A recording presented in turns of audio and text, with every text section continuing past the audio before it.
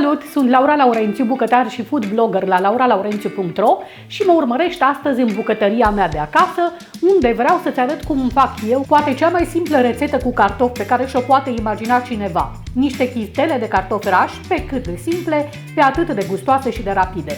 Într-o bună măsură, m-am inspirat pentru rețeta asta din rețeta de latkes evreiești, doar că am scos oul din combinație dorind să obțin o variantă vegană.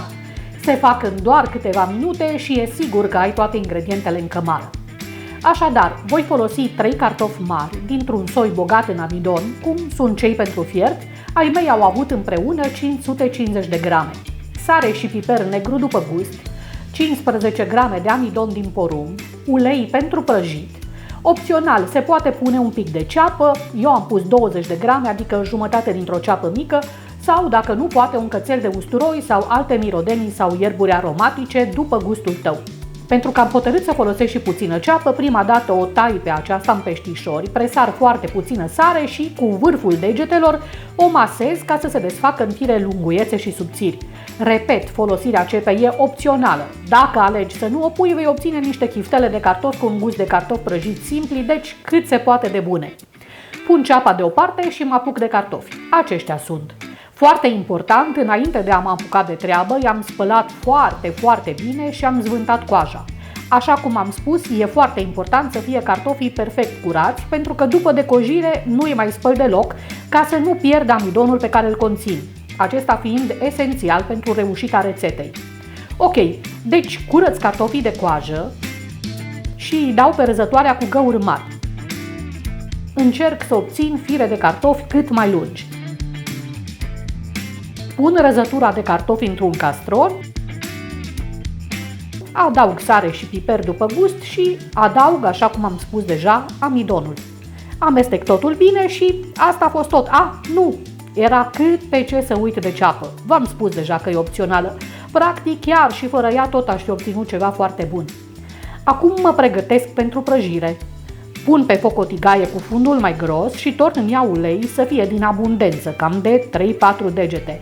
Pentru o prăjire corectă, uleiul trebuie să fie încins la 180 de grade Celsius, doar așa alimentele se vor găti rapid și nu se vor încărca cu ulei în exces. Când uleiul e bine încins, formez chiftelele, rotunjindu-le în palmă, fără să le presez, cam așa. Pe măsură ce le formez, le pun în uleiul încins, cu grijă să nu cumva să mă ard. Prăjesc chiftelele de cartofi pe fiecare parte câte 3 minute, apoi le scot pe o farfurie acoperită cu strat dublu de hârtie absorbantă și iată-le! Mijlocul e pufos, iar exteriorul rumen și crocant. Cum să le servesc oare? Primul gând a fost să adaug niște brânze rase cu care s-ar potrivi perfect, dar imediat mi-am amintit că mi-am bătut capul să le fac de post. Așadar, vă amintiți de maioneza vegană din Aquafaba pe care am propus-o de curând? Linkul spre rețetă doar ce a apărut pe ecran. Am tocat, deci, jumătate de legătură de pătrunjel, am mărunțit un cățel de usturoi foarte mic, l-am presărat cu un strop de sare grunjoasă și, cu lama cuțitului, l-am presat până a devenit o pastă. Am pus usturoiul și pătrunjelul într-o sosieră, am adăugat 2 linguri cu vârf din maioneza de Aquafaba și zeama de la jumătate de lămâie. Am asezonat cu sare și piper după gust, am amestecat bine și am servit acest sos cu gust plăcut alături de chiftelele din cartofi.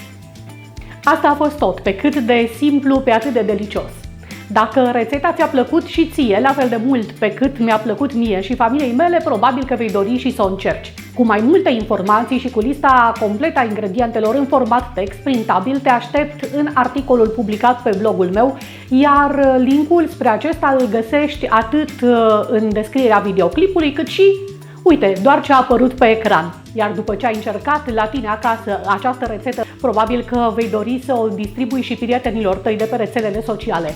În acest caz, să știi că pe mine mă găsești și pe Facebook, pe Instagram, de curând și pe TikTok și, desigur, canalul meu de YouTube rămâne locul în care te aștept mereu cu noi rețete și idei delicioase. Pe curând!